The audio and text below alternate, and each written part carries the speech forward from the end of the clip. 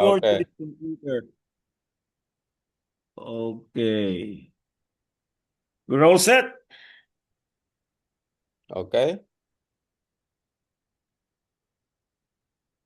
Good evening to everyone. Good evening, Pastor Sam, Pastor Harold. Good evening Let's po, Sir Good now. Bob. evening. Okay, good Wala evening. ka pang picture Murag mo na ni ato ang last nga lecture Yeah, good. sa Old Testament. Before we will start, let's pray.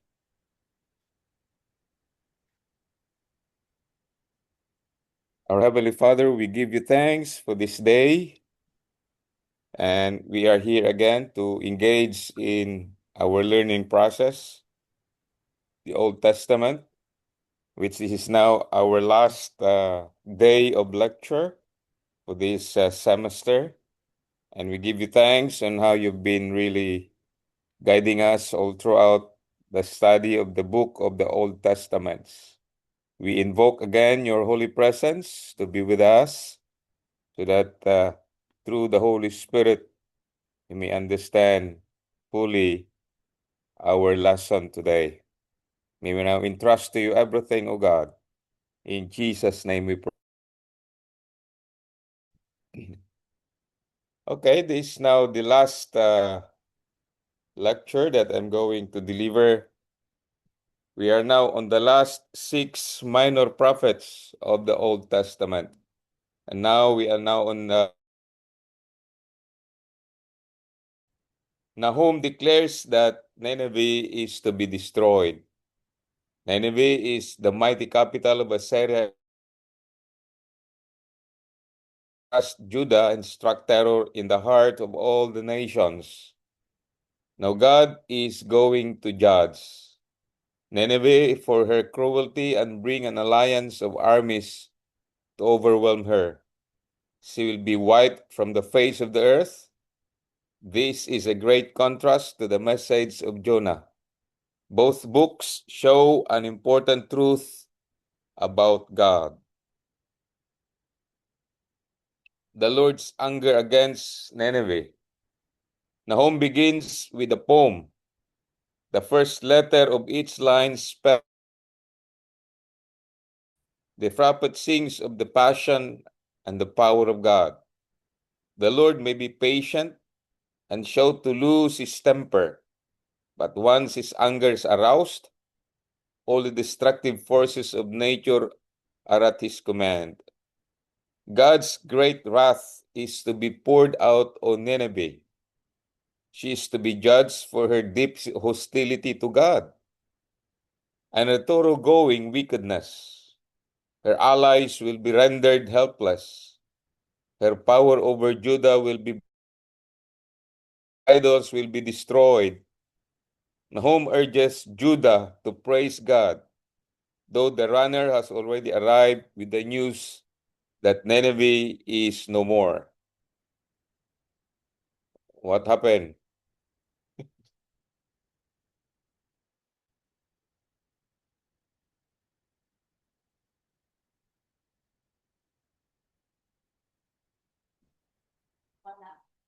Nemeron. Okay, next.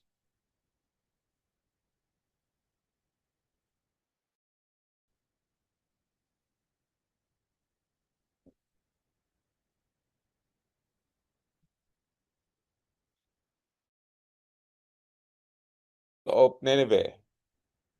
Nahum tells Nineveh to defend herself. We know with hindsight that her attackers were all alliances of Medes, Scythians, and Chaldeans.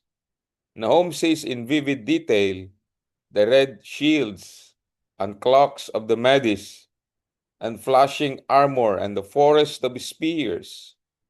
Although Nineveh commander tries to deploy his defenders, the invaders open the sliding gates controlling the river and flood the city.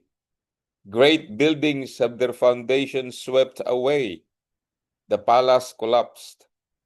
Nahum sees Nineveh too as a pool being drained, Her pride, strength, and wealth are ebbing away in the slaughter of her people and the plunder of her treasures.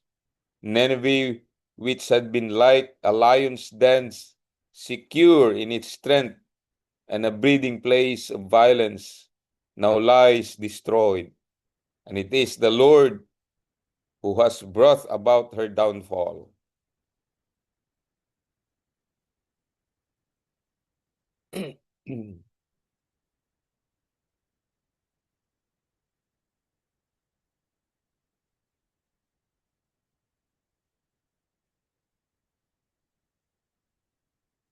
A battle song against Nineveh.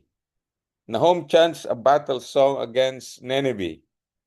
She's a city of blood, built a slaughter and maintained by stolen wealth. In Nineveh, doubts that all this can happen.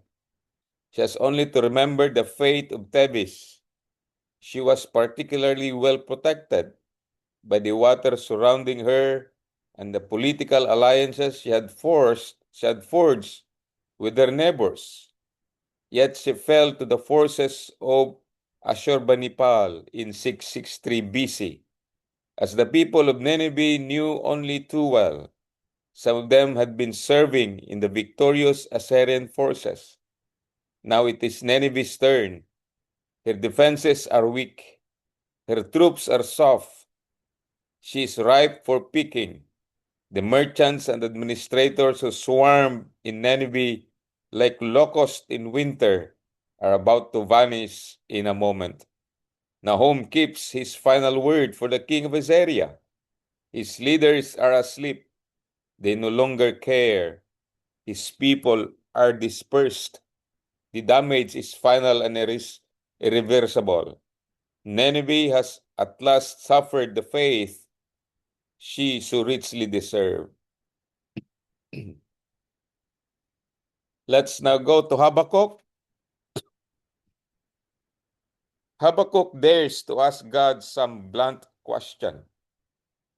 If God is completely good and totally powerful, why isn't He answering all the cries for help? How can God use evil to carry out His judgment?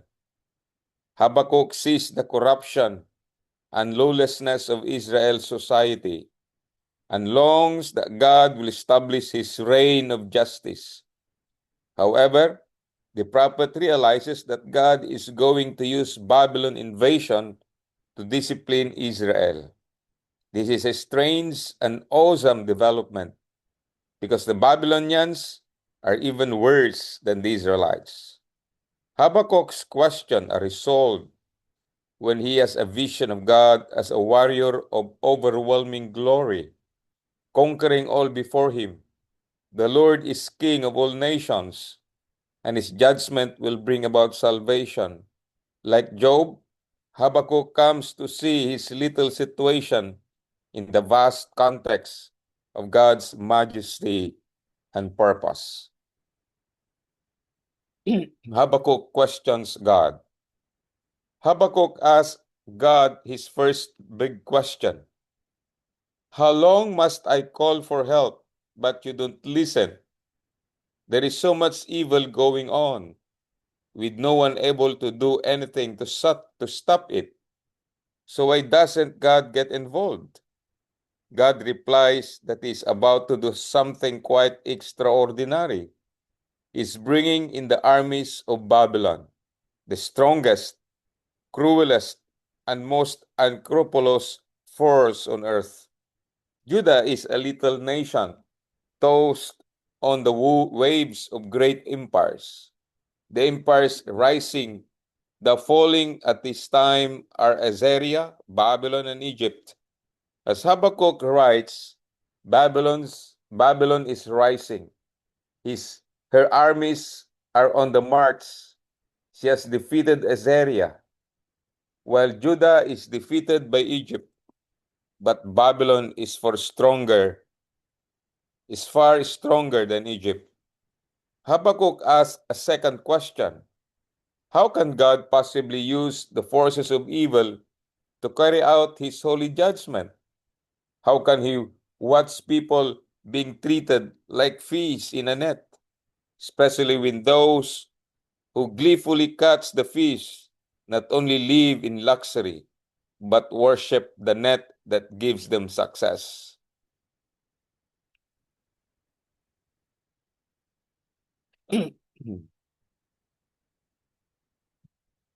Next.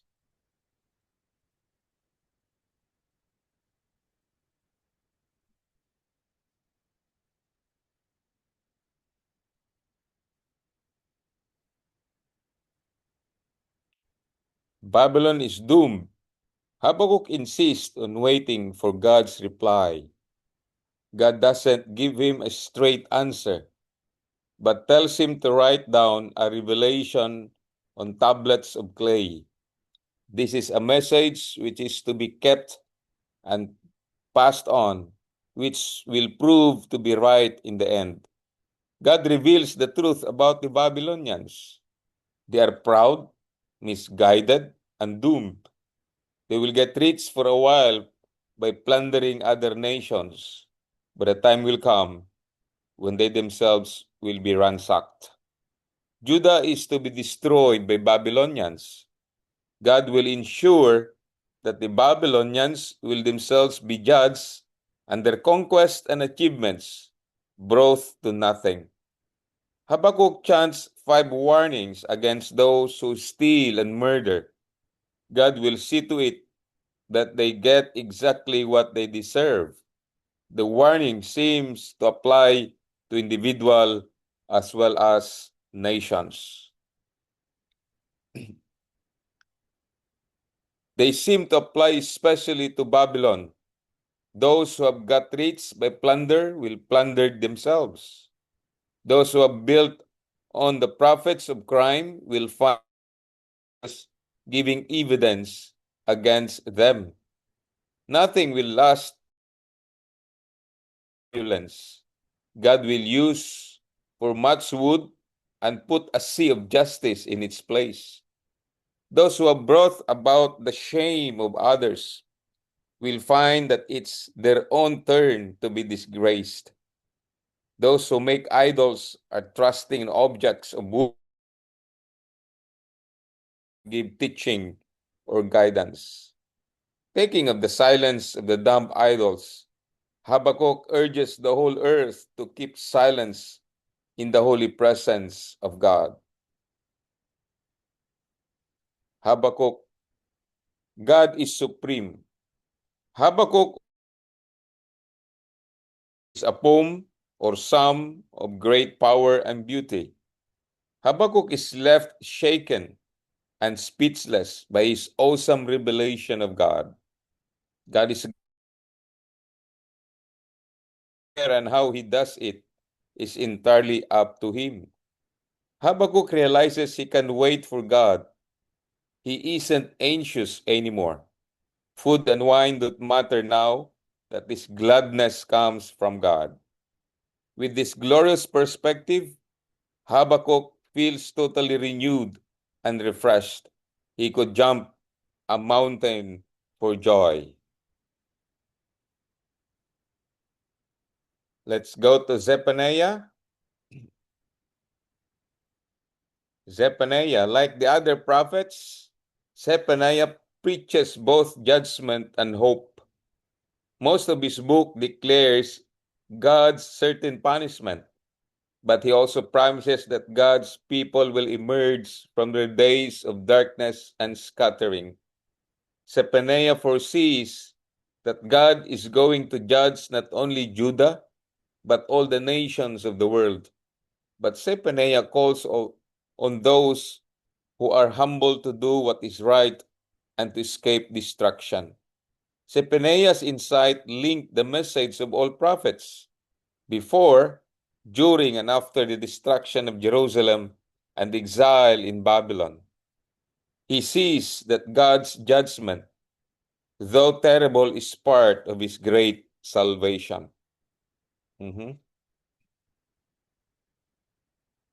God's judgment of the whole world, especially Judah and Jerusalem. Zephaniah, speaking for God, proclaims a great and worldwide destruction. This will be focused particularly on Judah and her capital, Jerusalem. God will destroy the priests and people who are worshiping the Canaanite god Baal. The god Molech, the priests have been mixing pagan worship with the worship of the Lord. Zephaniah described the day of the Lord. The day of the Lord is the day when God will rouse thoroughly and finally to judge the world. The prophets are convinced that the day will come when God can no longer endure the wickedness of the nations or the unfaithfulness of his own people. On the day his love, hatred of evil, and zeal for justice will boil over in wrath. It will be a day of cosmic upheaval, natural disasters, darkness, despair, and death. God's judgment on the nations around Judah. Zephaniah calls everyone to gather together and surrender to God. The only glimmer of hope is that God will see their humility and obedience and have mercy. Zephaniah predicts that fate of the nearby nations, Palestine's Gaza, Askelon, Ashdod, and Ekron. But Zephaniah wants that God will destroy them, leaving them deserted and in ruins. Moab and Ammon lie to the east of Judah. They have long despised Judah. No, God solemnly declares that he will treat them like Sodom and Gomorrah, inflicting on them the judgment. Ethiopia is to the far south of Judah. He forecasts that God will destroy this southern power. Lastly, Zephaniah declares that fate of Assyria and her capital Nineveh. Zephaniah proclaims her destruction. Nineveh will become a ruin, inhabited only by wildlife. The fate of the present Jerusalem and the vision of the delightful future. Zephaniah proclaims, "Woe to the city of oppressors! This is almost certainly Jerusalem." God's judgment of other nations have been intended as a warning to his own people, but Judah had taken no choice. God declares that time is running out. The day is coming when he will gather the nations and destroy them. Here, Zephaniah looks beyond the events of history to the judgment day of God. Zephaniah goes on to describe the world that God will bring in after the fire judgment. There will be a new unity in God's service, with people coming from afar away to worship him. Those who were proud and hostile to God will have been weeded out. Those who remain will be those who are humble and truthful, live in peace. Zephaniah calls God's people to sing for joy at the prospect of God's reign. Punishment and fear will become things of the past as God rescues his people from shame, handicap, and exile. Israel will know herself truly unloved by God and honored by all nations of the world. Haggai. Haggai is a prophet who urges Judah's leaders to rebuild the temple. The people have returned to Jerusalem after years of exile in Babylon. They have restored their own houses, but the temple is still a ruin. Haggai explained to them is resulting in famine and poverty. His message is well received, and a temple is quick built. Haggai is one of the few prophets who lives to see his world fulfilled.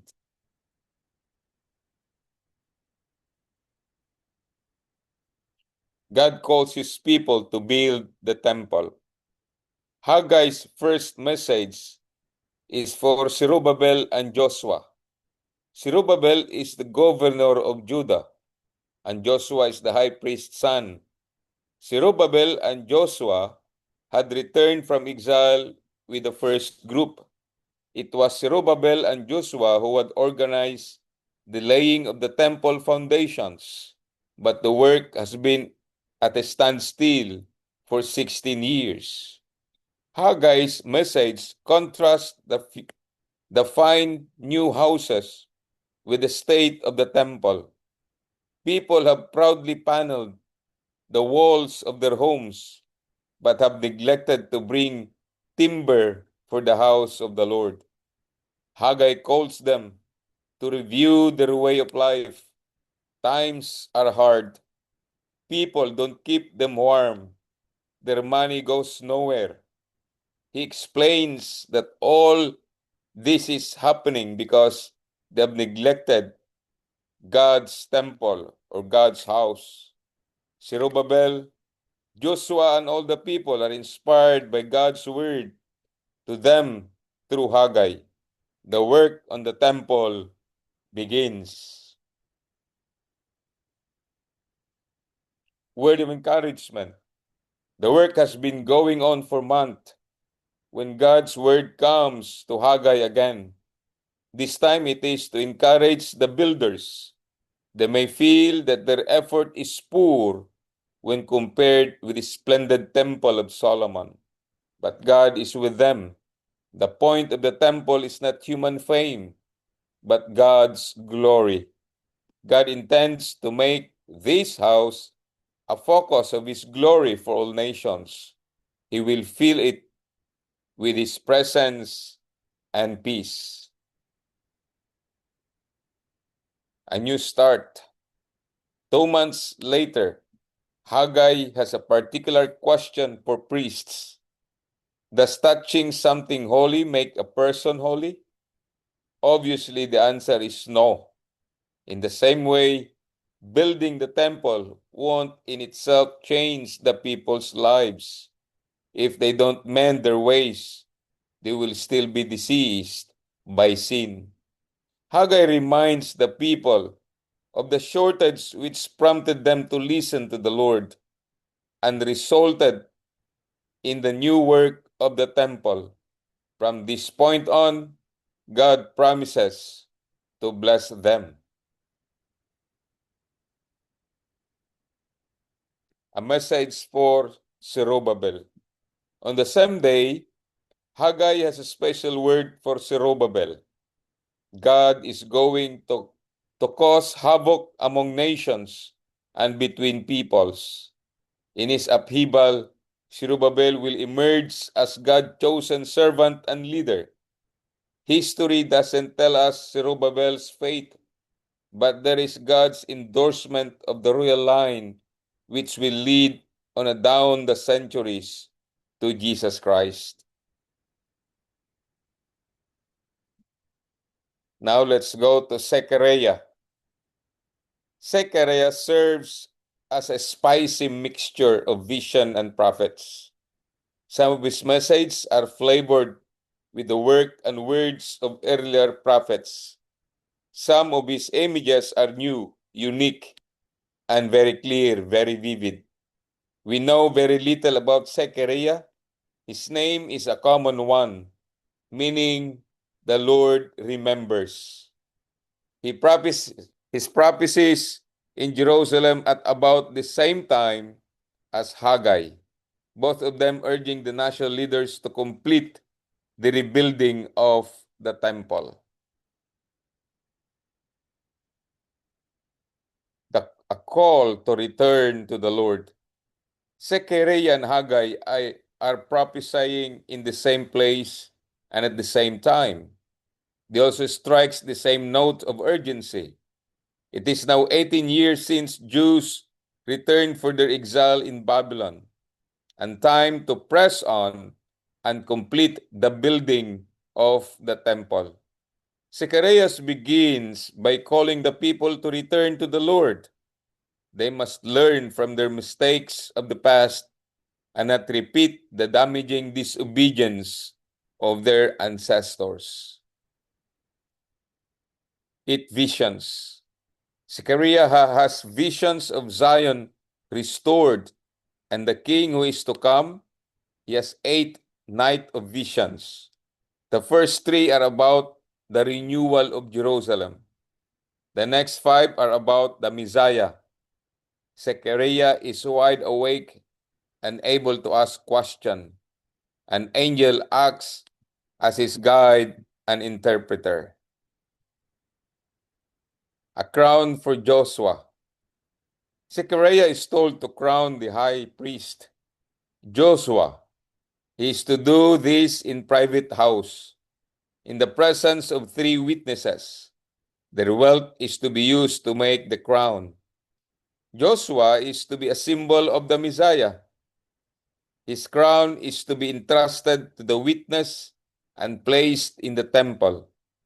So Zechariah understands that the returning exiles have a key role in the unfolding of God's plan. We don't know why it isn't Zerubbabel, the rightful descendants of David, who is to be crowned. Perhaps the emphasis is on God's appointment rather than on human succession.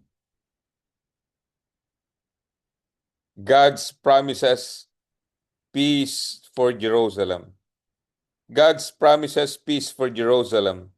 The scattered exile will come to live there in great contentment. Meanwhile, the temple must be rebuilt, and people must start to deal truthfully and fairly with each other. People from other nations will come to Jerusalem to find God because they have heard He is there. The earthly Jerusalem is being transformed into the heavenly Zion. Zechariah's prophecies that one day large numbers of Gentiles will ask the Jews to lead them in God's way. Restoration of Judah. Zechariah turned again to the plight of the Jews. They are defeated and demoralized, the victims of strong enemies and weak leaders.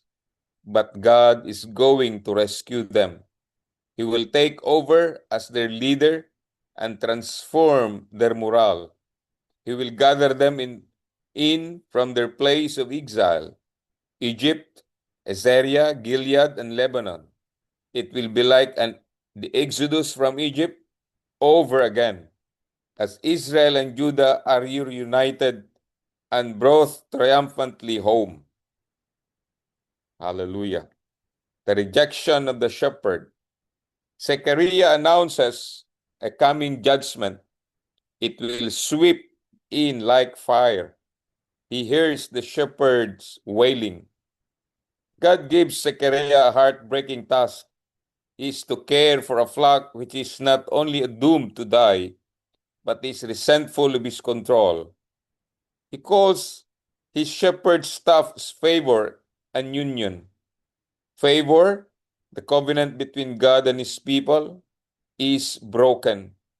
Union, the family bond between Israel and Judah, is destroyed. God tells Zechariah to act out the part of a selfish, lazy shepherd and to feel Hood's fury that his people are so exploited and neglected. Military triumph and spiritual renewal. After the warnings of judgment come further words of hope. God declares that when the nation of the world are finally gathered to attack Jerusalem, He will confuse and break them. He will make Jerusalem impregnable and their leaders unbeatable. Spiritual renewal will go hand in hand with military triumph. God will give His people a new desire and ability to pray. They will grieve deeply for the hurt that they have caused, especially to God or His servant. Zechariah sees them looking at someone they have killed unjustly. Cleansing from sin. After victory and repentance, God will enable his people to stay pure. Zechariah says they will be given a fountain which will wash away sin. Idols will be abolished, and false prophet will be disciplined and reformed. When former prophets are asked about the scars where they once cut themselves, they hate to say they are the marks of childhood accidents. The idea of being hurt by friends lead on to the next prophecy. God's shepherd is to be killed by someone close to him. The flock will be scattered, and 2/3 of it lost. But God will gather the part of the flock that remains, and it's supremely valuable. God and his people will be proud of each other. God comes and reigns. Zechariah has more to say about Jerusalem's victory over her enemies. At first, the other nations will crush her, having her population and wrecking her property. But God will arrive to defend his people and open up a valley for their escape. This is a new exodus, this time through solid rock. Zechariah describes a new, unique, and everlasting day, a mood of existence in which God is king. Jerusalem will be a source of life for the world. God will reign over a perfect world, a world in which he is acknowledged as the only God. Jerusalem will be raised high above the surrounding plain, and her people will live in safety. Zechariah closes by seeing the Feast of Tabernacle, as a harvest festival of nations. God's enemies will be left to their fate like rotting crops. Those who gather to God will find themselves at peace with his creation. Can now go to the last minor prophet, Malachi. Malachi stands like a beacon at the end of the Old Testament. He shines for God's truth at a dreary and dispirited time in Israel's history. Although the Jews have returned from exile and the temple has been rebuilt, there is a strong drift away from God.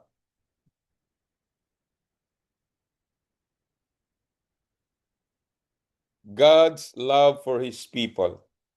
Malachi begins by telling people that God loves them. If they doubt it, they have only to look at the fate of Edom. Now Edom has herself been finally defeated, and her towns will never be rebuilt. Israel, on the other hand, has been amazingly restored, brought back from exile in Babylon, and encouraged to occupy her land again and rebuild her temple. This, says Malachi, is the clearest possible proof of God's love. Hallelujah. Israel's indifference to God. But if God is proving his fatherly love for Israel, Israel isn't showing anything like a child's love for God. The priests are bringing disabled and deceased animals to the altar. They won't dream of offering such gift to an earthly governor. Some people are promising a good animal and then swapping it for a reject. The prophet says it would be more honoring to God to close the temple altogether. The Lord will look to another nations and other places for pure and wholehearted worship. A last warning for the priests. Malachi has a direct warning for the priests. God will embarrass them by withdrawing his support from their work. He will turn their blessings to curse. He will humiliate them by smearing their face with offal. They must return to God's standard, the standard set by their ancestor Levi. Malachi outlines a high standard for what the priest is to be and do. He's far more than a caretaker for the temple or an expert in sacrifice. He is to be nothing less than God's messenger. God cannot bear unfaithfulness. It isn't just the priests who are at fault. The people too have betrayed God. Men are rejecting wives of the same race and faith and marrying pagan women, no doubt hoping to combine the best of the different religions. They still make sacrifices to the Lord and swear their devotion to Him. This is an awful confusion of God's standards. God Himself is unswervingly faithful to His covenant. He wants His people to live to the same high level of commitment in their marriages and to raise godly children. He states clearly, I have divorced, to tear a marriage apart in an act of violence. Malachi tells people that they have the Lord with their special pleading, their arguments by which they turn truth on its head to justify their actions. Judgment will be hot for the wicked. Those who long for the Lord to appear in His temple are in for a surprise. He will indeed arrive suddenly, and they will feel the heart of His holiness. He will be like a furnace or like a caustic cleanser. He will begin with the priests and make them pure for their holy task. Witchcraft and adultery, lying, bullying, and injustice will all be purged. But God will not destroy His people. He never had done, and He will. His ways is to cleanse them with the utmost care and at whatever cost to Himself. Test God by tithing. At present, people are robbing God. They are failing to offer their tithes. A tithe is a 10% of the harvest or a wage which is given to God to provide for the priest and the upkeep of the temple. Through Malachi, God invites people to test Him, to bring in their tithes, and to discover that God will deluge them with blessings. In particular, God will protect their crops from disease and give them abundant harvest. The fickle and the faithful. But people have lost heart. They can't see God, and they can't see the point of taking seriously. God's law seems to crush all joy out of life, while the proud and assertive go from strength to strength. But a group of faithful people to get together, they compare notes, they resolve to commit themselves wholeheartedly to God. God records their names and the resolutions on a scroll and swear He will stand by them and prove them to be true. The day of the Lord. Malachi warns that a day is coming when evil will be destroyed like stubble in a field fire after the harvest had been gathered in. But for those who are faithful to God, there will be warm sunshine of His deliverance. They will be like calves let out of their cramping stalls to leap in the open pasture in spring. The wicked will be like ash under their feet. Finally, Israel will do well to remember God's law, the law He gave to Moses. In due course, a prophet like Elijah will come, calling future generations to respect and love each other. If they fail to do this, the land will fall under God's curse. Many Jews expect Elijah to return before the Messiah himself will appear. Jesus explains that this is fulfilled in John the Baptist, who faithfully announces the kingdom of God and prepares the way for the king. That's in Matthew 11:14. If John is Elijah, then who is Jesus?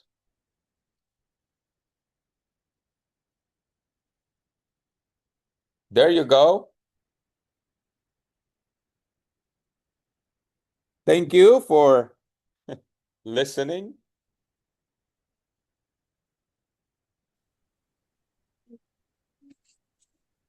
Thank you, Pastor.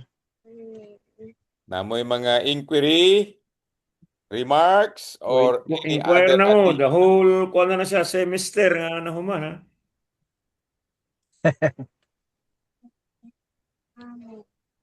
Na-strike lang ako sa yung ni Habakuk. Oh. Yung parang yung situation niya, parang situation ko din ba na ano. Yung yung prayers niya parang naging prayer ko din, parang ganun, Okay. Pastor. Okay. Very good. Na-relate mo, ha? Na-relate ko yung ano niya, yung situation siguro Oo. nila during that time, parang sa atin din ngayon eh. Oo. Okay, ah.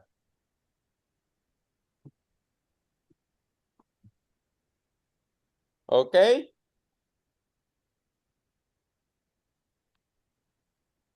I-settle nyo nga yung ano, Professor Bong, yung mga paper nila.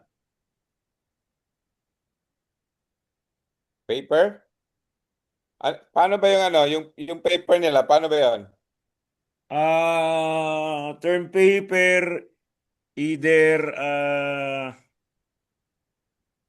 6 to 10 pages. Oh. Magtatapos sila ngayon sa writing class. Then they'll have their own topic para ma-guide sila sa mga subtopics, yan sa mga chapters, ganun. Okay. So, bigyan ko sila ng topic. O bigyan sila ng topic para mag-research sila. Okay. Sige. So, as early as possible kasi the whole month of March ay writing talaga yan, writing month. Okay, I'll give it this week. Sige, sige, okay. Okay. Tatlo yan sila. Okay, okay. Alright. Ano pang kwan nyo? Final So, para exam, wala, sa April na yung final exam. Okay. First Monday of April. Yun na rin ang submission of your paper.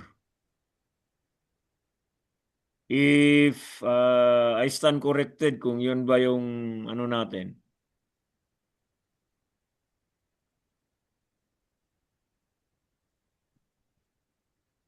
First Monday of April will be 1, 2, 3, 4, 5. After, a day after Easter Sunday. Okay.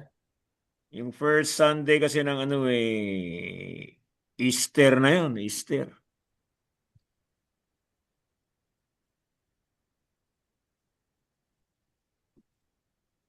Take home pa rin pero 2 days lang. Hindi na 1 week yung take home exam. 2 days lang. Okay. So kung yung exam nila ay naibigay ng 1, 2, 3, 4, 5. April 6, submit nila ng April 8. hindi naman yan masabay sa kwan, Pastor Noel, sa ibang subject. Kasi iba-iba namang schedule. Merong Sunday, merong Tuesday, Thursday, ganyan. Hindi yan sabay. Okay. So, hindi sabay. Pero yung week na yan ay final exam talaga. Right after the Holy Week. Kasi yung Holy Week natin, it falls on the last week of March and first week of April. Nasa kalahati. April. March 31 ay Martes. So yan ang last week ay at first week ng April ay Holy Week. So Kay Dr. Ezekiel saka kay Dr. Easter ay Sunday yon ng gabi. So, diyan na rin nila ibigay yung exam. So, 2 days later, you can submit it. And then, pagka Lunes,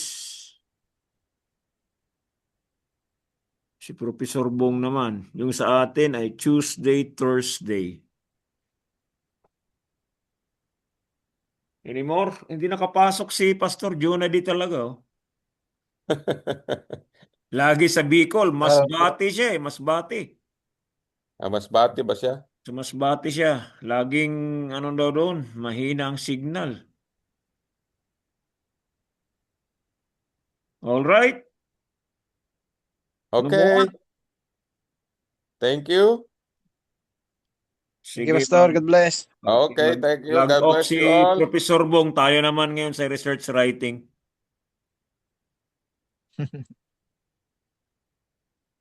Okay, good night. Good night. Good night, Pastor. Share. Teka.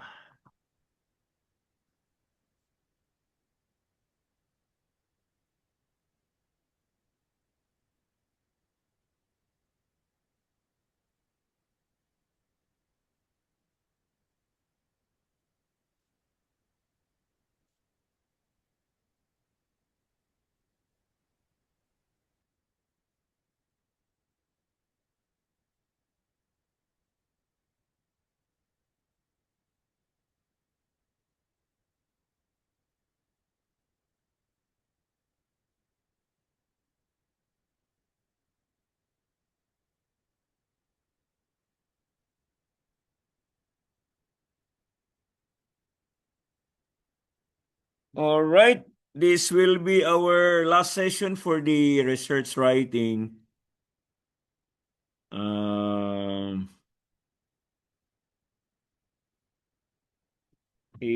Ano natin yung mga title ng papers ninyo.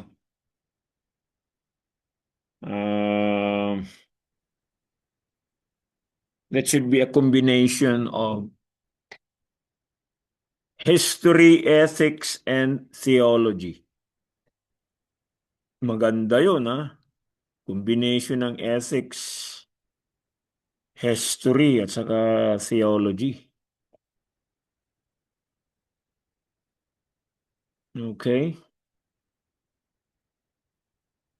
By the way, nabigyan ko na ba yun ng ano, ng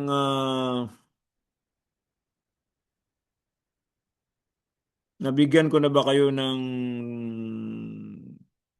paper title?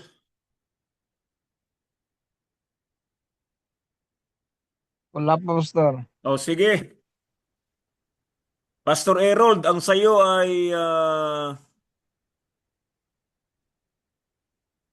the ethical implication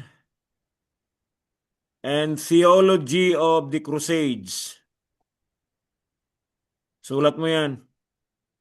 The ethical implication and theology of the Crusades. So, ano ka, mag-research ka talaga about Crusades. It is really good because weigh things where the benefits outweighed the detriments, yung bang disadvantage ay yung bang advantage ay na-outweigh ng disadvantage, ganun. And show how their belief in God, yun ang theology, doon in theology doon eh. You can equate that to jihad. Alam mo, jihad sa Muslim. Giving yourself as martyrs. Martyr, pag sinabing magpaka-martyr ka na, handa ka nang mamatay para sa Diyos. Kasi yung mga crusaders talagang wala nang takot yun. Mamatay, mag-survive sa pag-recapture ng Holy Land. It's all right for them. They don't care. Gusto lang nila ma-recapture ang Holy Land. Holy Land is where the birth, the ministry, where Jesus walked in flesh and blood, in the soil of Israel, both in the north and in the south. So, doon siya nag-resurrect, doon siya namatay. So, ganun ka-profound yung ano ng mga crusaders. Pwedeng ano lang, 2 chapter lang or 3 chapter. It depends on you. Pag medyo naparami ka na, huwag ka lang sumobra ng 10 pages, ha? Hanggang 10 lang. Pakiuli nga, Pastor. Yung 10, Implication, except yung reference list ninyo, ha? Hanggang conclusion na yun, yung page 10. yung 10. Page 1 Sige, ay sir. introduction, yung pinaka ano mo. Conclusion nyo, 1 page lang, ha? At introduction, either 1 page lang or 1.5 page. May relationship yung introduction at saka conclusion eh. Tingnan nyo yung sample paper. Halos magkatugma rin sila. Pastor Sam, Sir, pakiulit mo yung second mo na. The ethical implication and theology of the Crusades. and theology of the Crusades crusade. yan.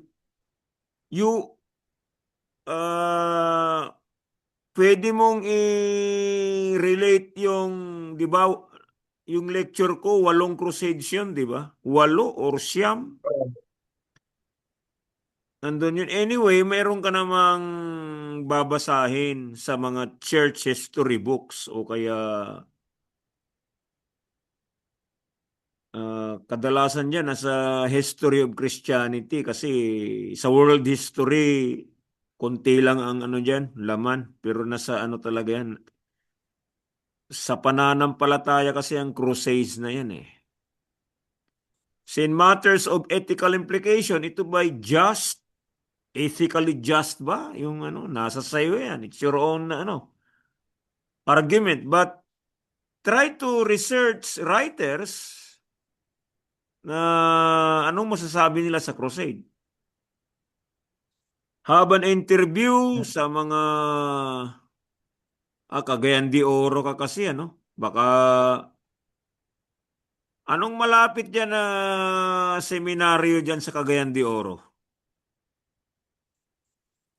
Seminary, Bible May alam school lang kang dito, may Pastor. mga seminary dyan. Huwag mong i-impound lang sa ano, ilimit lang sa evangelical seminary. Pwedeng Catholic seminary. Meron sigurong ano dyan, theology department ang Xavier, di ba? Oh, meron, Pastor. Meron yan. Meron din silang library. Doon. Meron silang church history professor yan. I-interview mo. Professor, can I ask some questions? For free. Walang bayad. It's their honor to be interviewed. Then, I-try ko, i-record Pastor. mo rin para word for word. Nakuha mo talaga yung kanilang sasabihin. It's all right because it's your paper, it's your research, no? And yung church history professor, alam niya talaga yung crusades na yan. Napaka-controversial yan because ang mga Kristiyano ay peace-loving. Bakit naging violente sila? But they had their own reasons. Okay, Pastor Sam? Buhay pa ba yan si Pastor Sam?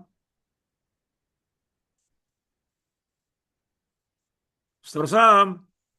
Hello, baka tinulugan na tayo nito. Dili daw siya maka-unmute, Pastor. Na siya gichat. May gichat Ha? si Pastor Sam. Ay, May gichat nag-message si ba siya? Pastor Sam. Opo. Nag-message siya, no? Kailangan kasi yung kanyang paper eh. Sige, pag-usapan na lang namin basta sa'yo. Si Jonah D, kausapin ko rin. Alright, we will, ano lang ito, two more pages slides, two more slides, yung other writing standard. This is very important in using transition words. Merong time links like then, next, after, while, no?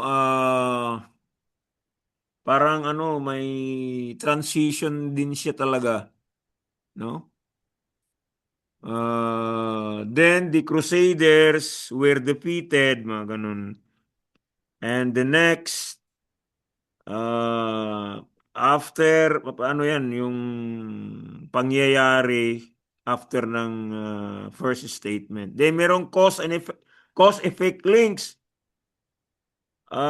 You have your own argument, tapos meron siyang parang therefore, no? Or consequently, or as a result, yung may nangyari. No? Tulad niyang therefore, parang magka-conclude ka na sa argument mo. Meron ding addition links. So kung meron kang idadagdag sa argument, in addition, or moreover, or furthermore, ganon. Or similarly, ganon. So meron ding contrast. Kung may argument ka, tapos may contrast siya, I agree, I disagree with the main motive of the Crusades, but meron ganon, may contrast, di ba? Conversely, yun, however, I disagree that, mga ganon. Yun ang contrast ng pagkuha ng transition words. You can use them. Or meron kang inexplain. On the other hand, sa kabilang dako, meron ding kabutihan ang Crusades, parang ganun. Okay? And sa mga sa paggamit ng mga verbs, sa pag-enter mo ng what the author was saying, ito, dalawang author to, Alan Johnston and Shirley West, kaya claim meaning hindi siya singular sa verb. Claim siya, no? Kung si Alan Johnston lang, claims, alright? Or suggests, or stresses, or writes, or argues, or says, ganun. You can use that verbs there. The author stresses that, ganun. Pero kung direct quotation, kinopya mo talaga, after claim, colon, tapos open close quotation, pwede rin paraphrase, kung paraphrase na, hindi na kailangan pang may open and close quotation. Diretso na. Claim that, ganun. Suggest that, sa idea, in your own words, sa idea ng author. Okay?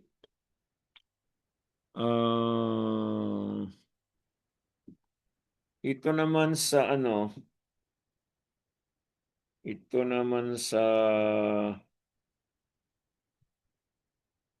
share natin. So ulitin ko punta tayo sa chapter 1. Ito, ano nyo lang ang spacing nito, okay? Ito double space, ito apat na space bago rito na sa first line ng paragraph. So ang margin natin, ulitin ko, 1 inch, 1 inch, 1 inch, 1 inch din sa bottom, alright? And the paging ay sa gitna. Bottom sa gitna. Alright? Doon sa ito namang title page, walang ano to. Huwag niyong lagyan ng page. Yun lang sa introduction, page 1 na yun. So there's no page number for the title page. Dito na sa introduction. Or mag-separate ka na lang talaga ng other Word document para hindi siya mag-number dito. Kung numberin mo kasi papasok doon, meron pang technique yan eh. Na walang number yan. Complicated lang yun. Okay? So, pag bago na chapter na, next page ka na kung hanggang dito lang sa ano, kunti lang dito. Huwag mong ilagay dito yung chapter 1 mo. Doon na sa next page. Alright? If you get it. So, ganyan. Tingnan nyo mag-end ang chapter 1. Dito nag-end yung chapter 1 sa page 7 ha. So sa page 8 ka na mag-chapter 2. Yun. Alright? Anyway, tutulungan kayo ng dapat meron ka talaga yung editor. Kasi iba talaga pag may editor din eh. Kasi magtatanong din yung editor mo kung anong ibig mong sabihin sa statement na yan. Kaya be ready na sabihin mo rin sa kanya ano ang ibig mong sabihin sa statement na yon. Alright? So, ganyan ang dito sa page 9, nasabi yan na as quoted in ito yung ano, Rebecca Solnit yung author, internet ito eh. So, as quoted kasi kinote niya si Confucius. Okay, si Confucius. So, actually si Confucius dapat yun, kaya lang sinight niya doon sa kanyang discussion, ipasok mo lang si Confucius na sinight niya, pero sabihin mo doon sa ano, as quoted in Solnet, 2012, yung year of publication. So, kinote niya kasi, may mga ganun, no? Alright. So, sa technicality naman, lalo sa mga, ang title ng mga chapter, yung mga sinasabi kong subtopic. Alright? Subtopic ng iyong paper title. Okay? So, ito naman, sinabi na naman ito ni Confucius, hindi ito sinabi ni Rebecca Solnit. Kaya as quoted in Solnit 2012. Ito, if the language is not correct, yan, okay? So, ayun, chapter 3,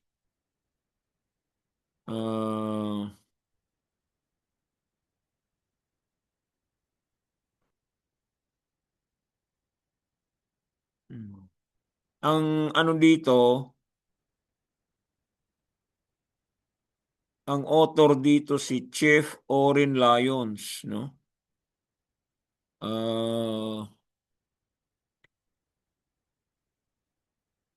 Pero kinote ng author na si Nelson. Ano bang pangalan ni Nelson? Melissa, babae yan, okay?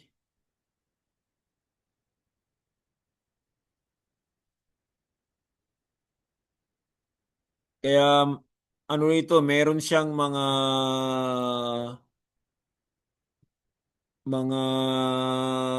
quotations or ideas from the internet. Kaya get hold really of the full name of the author, year na na-publish, kailan nyo na-access yung website na yon. Nandito sa last page natin, ayan. Solnet Rebecca, ang title ng kanyang article ay Words are Greatest Weapons for Political Activists. Na-retrieve meaning na access mo siya June 10, 2016. Halimbawa, 2026 na. That's 10 years ago. At ito na yung website.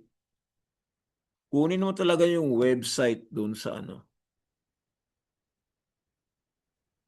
Kaya maganda, hindi sa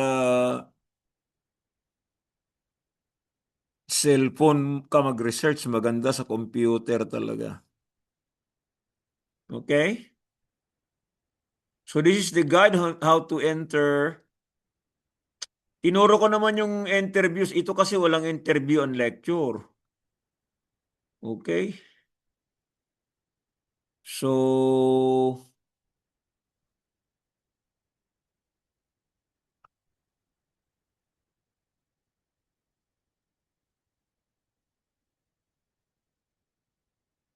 ito si Holthouse. Ang pangalan ni Holthouse si Gary Holthouse. Na ano na kasi ito na na-cite na sa mga unang quotations niya kaya page na lang ilinagay, no? Kasi Holthouse, hindi na kailangan ulit-ulitin mong ilagay yung year kasi na ano mo na alam na ng reader mo yun na si Holthouse nag-publish siya ng libro ng 2008. So hindi mo na kailangang ulit-ulitin yun. Ang ano mo lang dito, sabihin mo lang anong page na naman ito.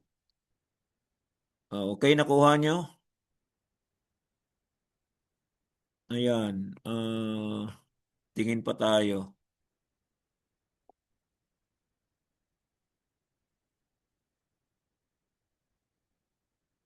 Double Car, 2009.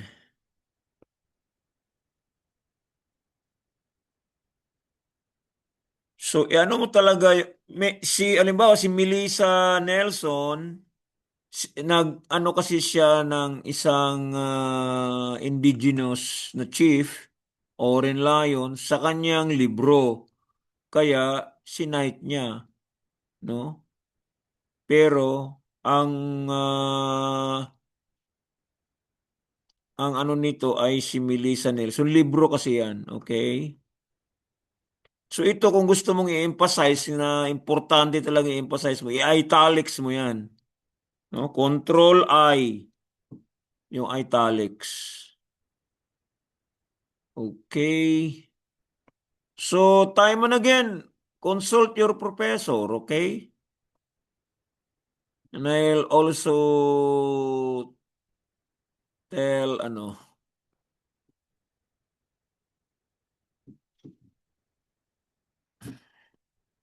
Dr. Easter and Dr. Ezekiel. Ano pang tanong nyo? As you go along, you can always ask me questions sa research writing. Para to make it sure you're in the right direction. Yan, double space. Kapag block quotation na, single space na yan. Okay?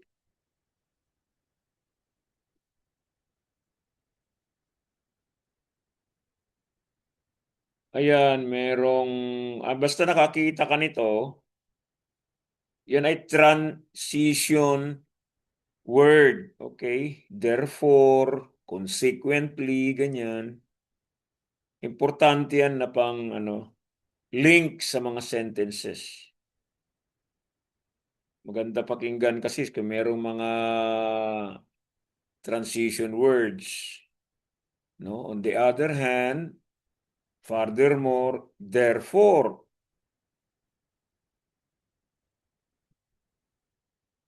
mga but, ganun.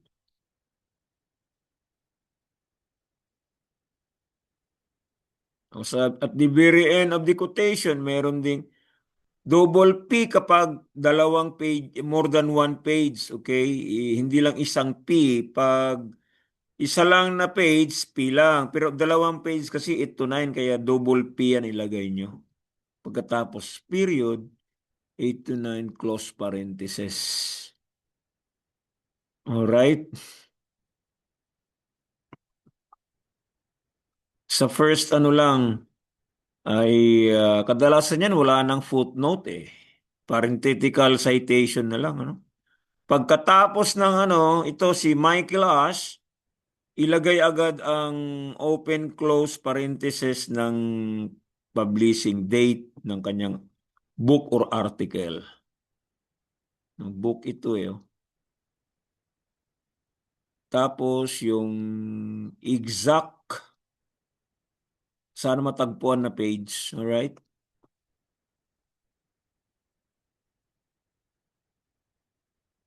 Ayan, however, merong transitory kaya binold ko para mapansin agad ninyo sa ano. Ito pa lang pag meron kayong kasi itong terra nullius, it's a Latin word, hindi yan English.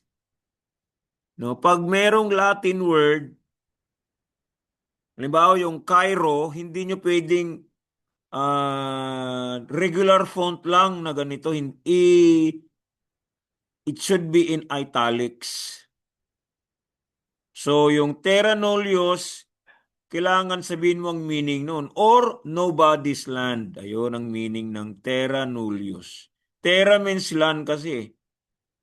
Nullius means nobody. Alright? So, Greek, kung merong Greek term, yung Cairo, or mga Latin, Hebrew, o mga ancient words ay in italics. Okay? Pag title ng libro, ayon, i-italics nyo rin. No? Kasi maganda na as early as yung sa mga early chapters, malaman ng reader ang title ng libro kasi meron siyang relation sa quotation na ipasok mo. So, ganyan. Ito, settler nation, inano na ito ng hindi na kailangan i-italics to, hindi naman ito Ano lang, lagyan mo ng open, close quotation. Emphasis din ito eh. Gusto mo lang i-emphasize. Importante yung settler kasi yung the paper title is settler. You know? So, importante talaga na Doon sa conclusion, sa pinakalas talaga, ito na yung pinakabuod talaga ng papel. Kasi pinipilit ng mga Europeans na settler sila. But the argument of this paper, these should not be called settlers. These should be called colonizers, not settlers. The settlers are the original inhabitants, the indigenous peoples. Ito yung argument ng So para magkaroon ka ng thesis statement or argument statement talaga ng paper mo. So makikita nyo, talagang ipaglalaban niya ito, yung author ng sumulat nito, ang kasi ginagamit ng mga European, settler daw sila, pero hindi naman talaga settler. Mali yung tingnan mo yung title Settler, a flawed term, mali na yan na term na paggamit that does not say what is meant. Ginagamit nila, pero mali ang paggagamit. A settler, alam niyo yung settler? Yung unang taong nag-occupy ng lupa. Ngayon, kapag ikaw ay nakakita na ng tao roon, hindi ka na settler, may nauna sa iyo eh. Nakuha niyo yung punto? And then they are justifying that these people that they discovered in the island ay hindi mga sedentary residents, meaning hindi sila iisang lugar lang nakapundo. Talagang naglalakbayan sila, mga nomads. Kaya hindi daw sila dapat settler ang tawag doon. No! Yung mga indigenous people, malawak ang mga lupain yan eh. Travel sila ng travel sapagkat dahil sa pagkain at saka kung saan ang may productive na area, doon naman sila pag hindi na productive yung area, transfer na naman sila. Ganun yung mga nomads, mga wanderers. Pero sa isang lugar lang yun eh. Hindi man sila pumupunta sa ibang nasyon or syudad, doon lang sa bundok. Malawak yun. Alright? So, you should have an argument agad na sa isip mo. Ilagay mo muna sa record book or sa yung index card. Pag-aralan natin yun, di ba? Tingnan natin sa conclusion. Okay, yung argument dito, nandito sa last statement ng introduction pa lang yan, ha?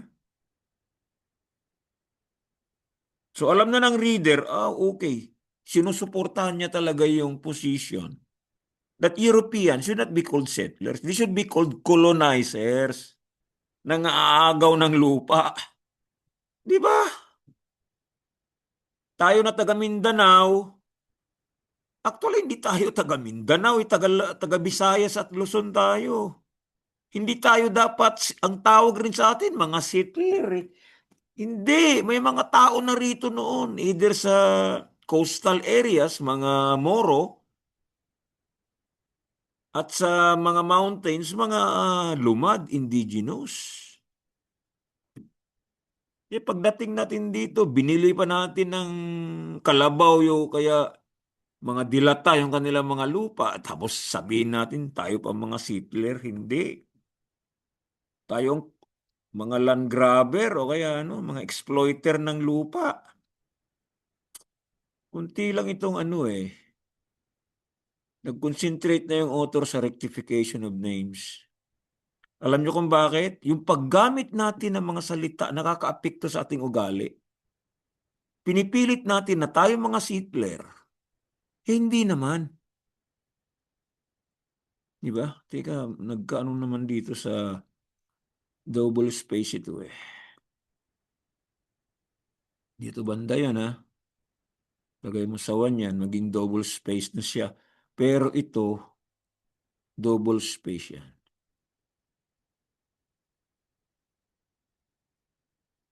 Ayun, yun lang ang So, ayun, using the term settler and flowed terms, not getting our words straight. Yun. So it's still the argument that we have no right to use the word settler when we occupy a land na meron ng mga tao roon. So let's rectify our language, yung paggamit natin ng mga language na walang katarungan, walang justice. May prejudice. Di ba? May pagkabias. Dahil ba major tribes tayo, mga minor tribes lang mga lumad. Ganon din sa ibang bansa. Sa Canada, US, ganon ginagawa eh. Alright? So, any more question? Kung meron kayong clarification.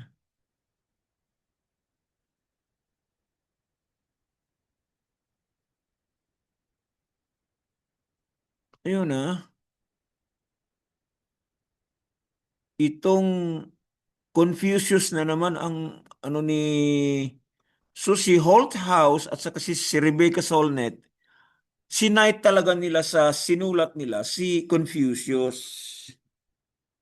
No, sabihin mo, cited in Holthouse, 2008, page 153.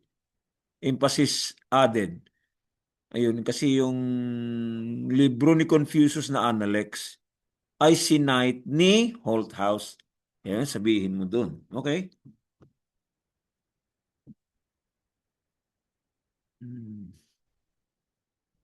Ayun, Gary Holthouse, yung italics dyan ay yan ang title ng book. The title of the book malaman mo agad na book italics. Pero kung article, hindi italics yung article, it's open, close quotation. Merong ganun. Okay? Yung name of article or title of article.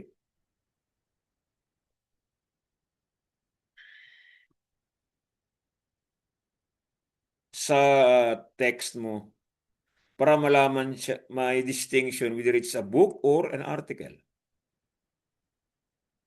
Okay?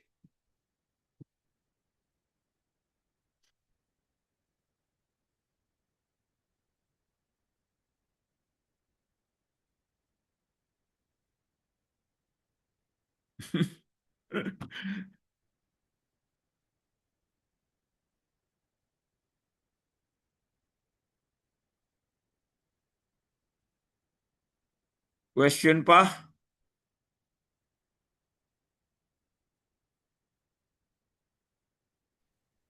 Apil ang butong Pastor Noel no 1 inch gyapon. 1 inch gihapon. Left, right, margin 1 inch. Top, bottom 1 inch. Pero sa bottom, nandun yung page number. Okay?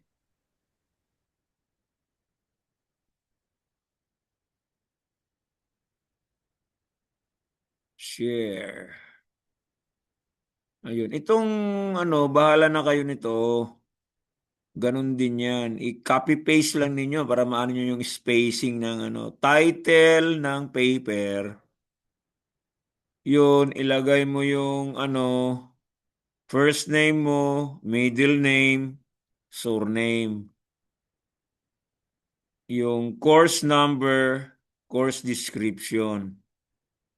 Okay, tapos yung pangalan ng school.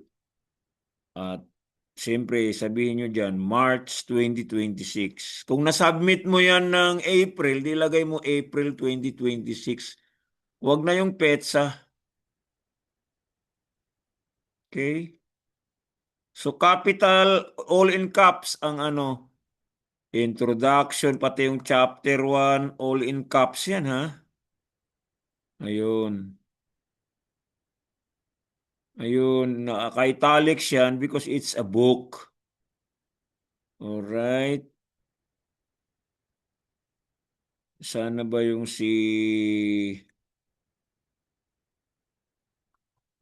Rebecca Solnet na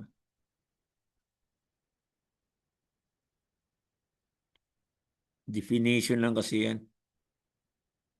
Wikipedia. Ito na yung isang English dictionary na nakakuha ng tamang definition ng Sittler na dapat ay uninhabited ang lugar. Walang tao talaga. So yung unang tao na nag-occupy sa lugar ay Sittler. Mhm.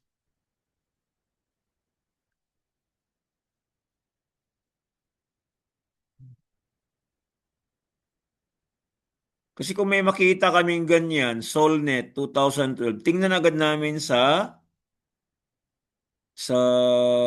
reference, sa last page.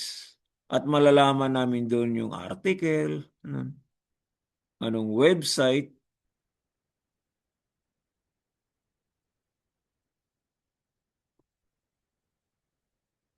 Ito, number 13 ha, ito.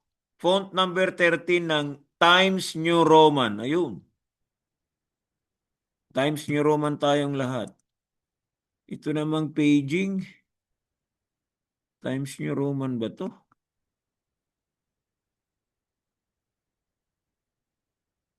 Oh. Times New Roman din. Ang page natin, Times New Roman din, font number 13 din yung page. Okay? Palitan nyo lang pag kasi, merong default agad yung yung page. Meron siyang font name, yung font, default na font number ay 12. Palitan nyo ng 13 o kaya palitan nyo ng Times New Roman.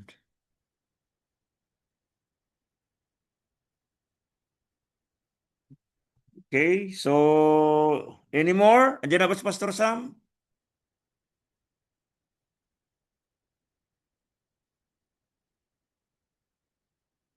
Any more? Okay, wala na. So, yun na lang paper ni Pastor Sam at saka ni Pastor Jonah D. Alright, final exam natin ng yung grado, meron kayong grado dito sa research writing, ha?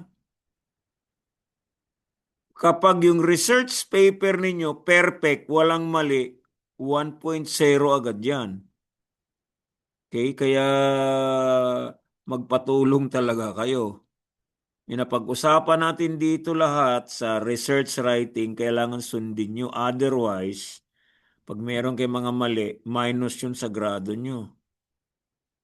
Wala na kayong final exam. Ang final exam ninyo sa research writing, RES 515, yung term paper ninyo. Kung sinunod nyo ba talaga yung mga standard ng APA, American Psychological Association, writing style. Okay, yun ang sa Church History and Doctrines 1, ang final exam mabibigay yan ay Tuesday after Holy Week. And then, ang ethics, Thursday yun, lang after Holy Week. At saka yung systematic theology, sabay yun. Okay? Pwedeng para hindi sabay yun, ibigay ko na ang Christian Ethics ng Miyerkules, tapos yung para masubmit nyo Biyernes, tapos yung systematic theology, Huwebes, para isubmit nyo yon Saturday. No, Saturday hanggang yan, 11:59 p.m. Huwag nyo nang paabutin ng ika-third day. Alright? Ano pa nakalimutan natin dito sa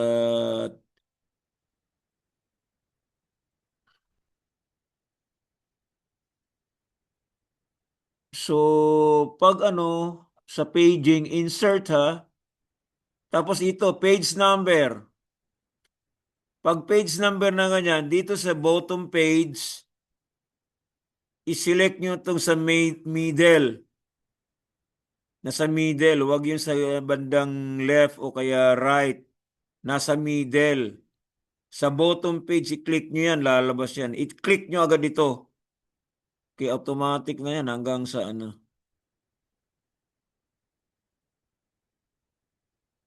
Okay.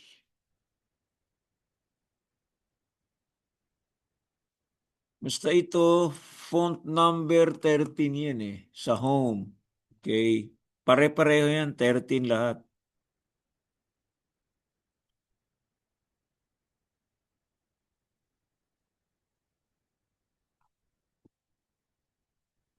Okay, just time and again, just send me a message through the messenger if you want to ask question, okay? Okay, Pastor. All right, sige, have a good night. Stop Good sharing. night. Good night po. Okay. Ano ito? More. Record. Stop.